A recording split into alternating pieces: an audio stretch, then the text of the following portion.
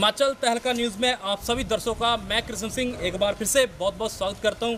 तो आज आपको बता दें, वो आपने सुना होगा कि सत्य को प्रताड़ित किया जा सकता है, डराया जा सकता है, धमकाया जा सकता है, लेकिन पराजित नहीं की जा सकता। इसका एक जीता जागता आज उदाहरण हमारे बीच में मौजूद है। काफ़ी लंबी लड़ाई लड़ी यहाँ पर समाज सेवी पवन जस्सी जी ने।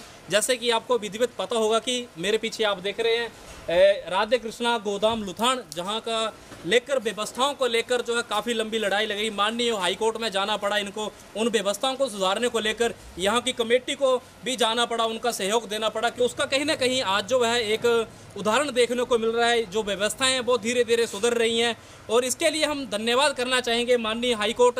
इस गोधन को लेकर जो है कड़ा संज्ञान लेते हुए निर्देश दिए, जिसके नतीजा ये हुआ कि 2 सालों के अंदर अंदर आज जो व्यवस्थाएं हैं वो सुधर रही हैं। चाहे बिल्डिंग को लेकर आप देख रहे हैं, ये जो बिल्डिंग बनाई गई थी पहले इसके ऊपर जो है करोड़ों रुपए इस बिल्डिंग के ऊपर खर्च किए गए थे, उसको लेकर डिसमेंटलिंग की गई। उसके बाद जो है यहाँ पर आज जो है कार्य आप देख सकते हैं पुरजोर तरीके से चला हुआ है। फिलहाल हिमाचल तहलका न्यूज़ में काफ़ी बड़े स्तर पर इस मुद्दे को उठाया था। तो पहले आपको बता दूं कि ये जो उसका उद्घाटन हुआ था उसमें के माननीय मुख्यमंत्री जयराम ठाकुर जी थे और माननीय ग्रामीण विकास मंत्री वीरेंद्र कंवर जी, पंचायती राज मंत्री, और रमेश चंद दोहरा जी उसमें के योजना बोर्ड के उपाध्यक्ष थे। ये इसका जो उद्घाटन हुआ था 20 जनवरी 2022 को हुआ था। फिलहाल धीरे धीरे उद्घाटन के बाद जो समस्याएं थी बरसातों के चलते, जब व्यवस्थाएं थी उसकी सारी पोल खुलती गई और यहाँ के समाज सेवियों ने, यहाँ के कमेटियों ने पुरजोर तरीके से विरोध किया, जिसके बाद जो नतीजा देखने को मिला वो ये कि इसका काम आज तरीके से चला हुआ है। फिलहाल हमारे बीच में मौजूद हैं यहाँ पर पवन जस्सी जी। पवन जस्सी जी, बहुत बहुत बधाई आपको इतनी लंबी लड़ाई लड़ने के बाद। क्या देख रहे हैं आज आप? हाँ, सुधार है, पहले से काफ़ी सुधार है। जो हमने 2022 में लगभग नवंबर से मैंने लड़ाई शुरू कर दी थी लड़ने, फिर मैंने 23 में इलेक्शन ख़त्म होने के बाद मैंने ये केस कर दिया था, जब इन्होंने कम से कम उस टाइम 1400 से 1500 गोवंश मर चुका था। फिर मुझे लगा कि यहाँ प्रशासन नहीं करेगा, तो फिर मैंने उच्च न्यायालय में ताजा उठाया, तो आज सुधार हुआ है। चाहे वो स्थानीय कमेटी है, चाहे वो डिपार्टमेंट है, उन्होंने संज्ञान लिया, काम चला हुआ है और काफ़ी सुधार है। अभी आप देख पा रहे हैं अंदर कैसी व्यवस्था मैं दिखाऊँ अभी।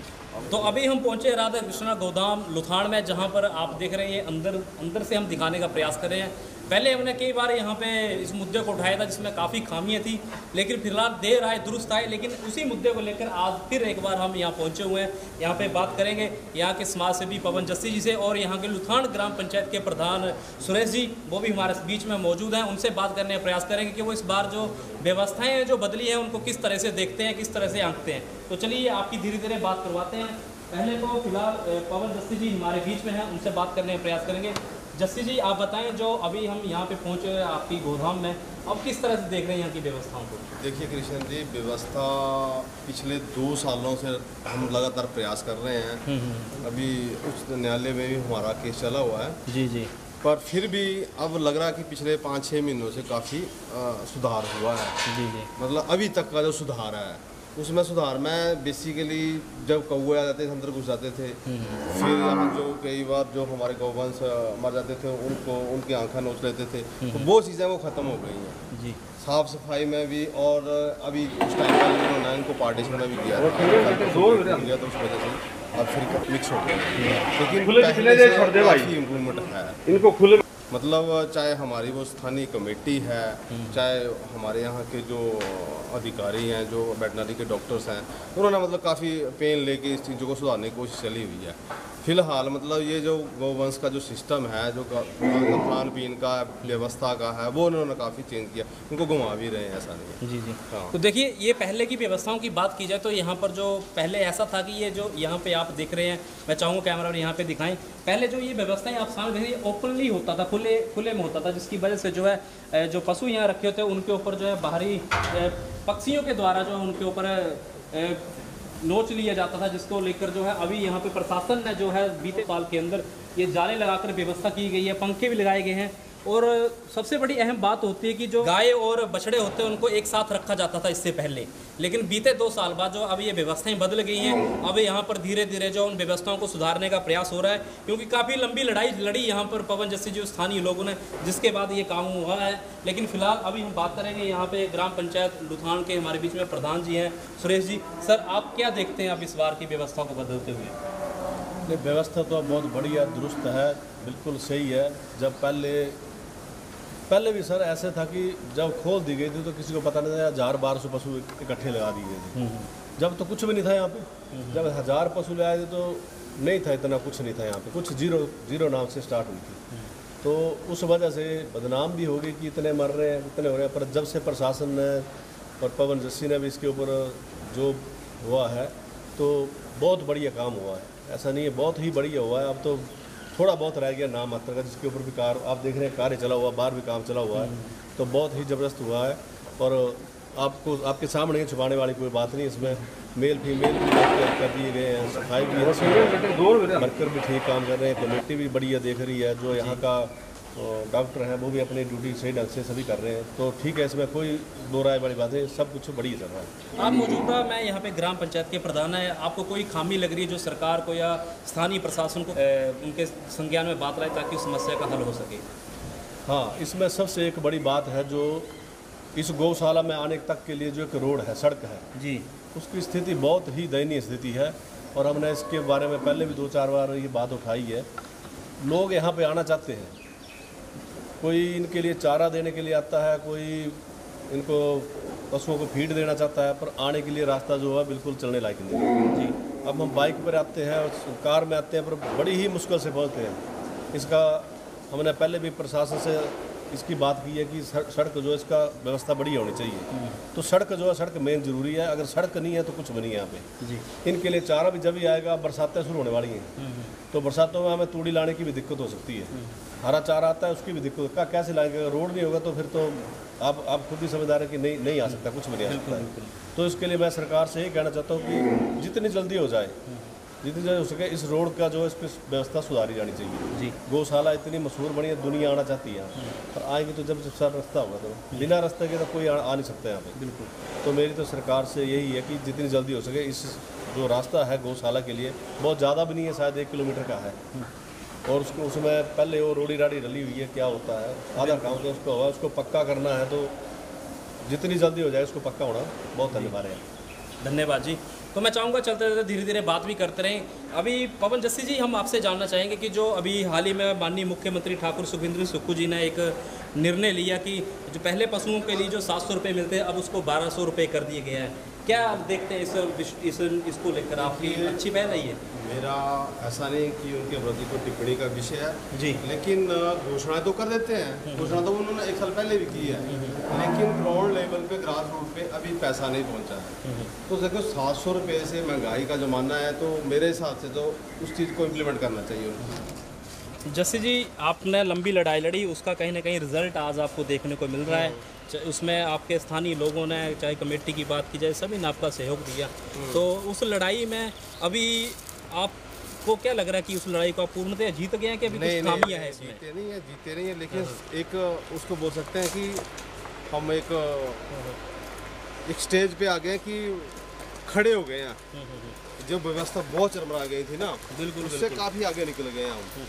अब ये कि व्यवस्था प्रॉपर हो रही है। आज की डेट में सबसे बड़ा है कि गौ वंश की हत्या कम हो रही है, मर कम रही है, घास प्रॉपर मिल रहा है इनको, और व्यवस्था इनकी जो रहने की वो कर रहे हैं। बस कुछ एक कमियाँ हैं। अभी जैसे ये बिल्डिंग का काम चला हुआ है, ये काफ़ी समय से चला हुआ है, अब इसको ये जल्दी जल्दी कर दे, बरसातों का मौसम है बिल्कुल, तो वो चीज़ें, एक वो कमी है, इसको जल्दी बनाया जाए। दूसरा, यहाँ इनको मैंने पहले ही बोला था कि कैमरे की व्यवस्था करो भाई साहब।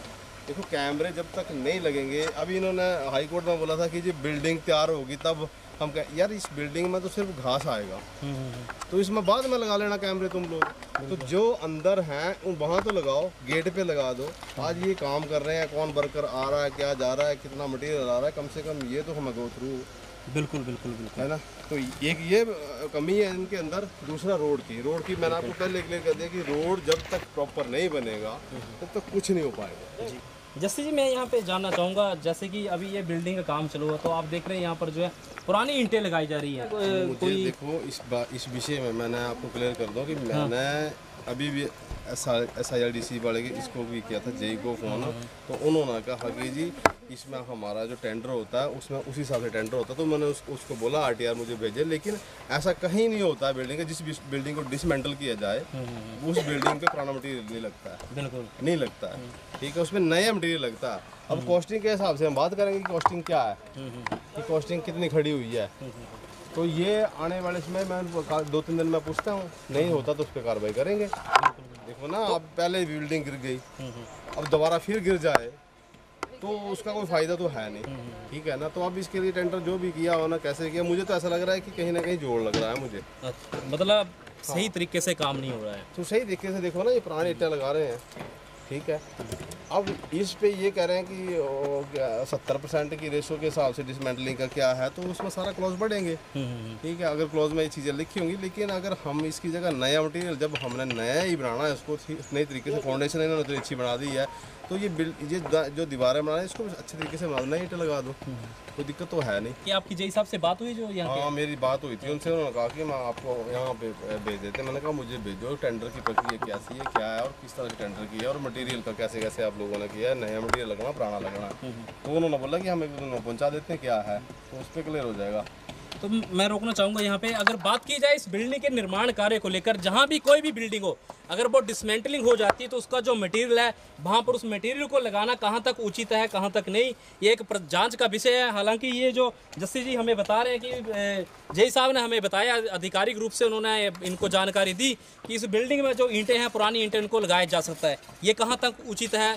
इसको लेकर यहाँ बहुत जल्द जेई साहब से बात करेंगे कि जो आपकी यहाँ पे बिल्डिंग का निर्माण कार्य चला है कि उसमें जो पुरानी ईंटें हैं कि उनको लगाना उचित है। आप देखेंगे यहाँ पर जो पुरानी ईंटें हैं लगाया जा रहा है, उसको लगाया जा रहा है। आधिकारिक रूप से जेई साहब बता रहे हैं ये कहाँ तक उचित है। जनता का पैसा है, यहाँ पे बेजुबान बेधन रहता है।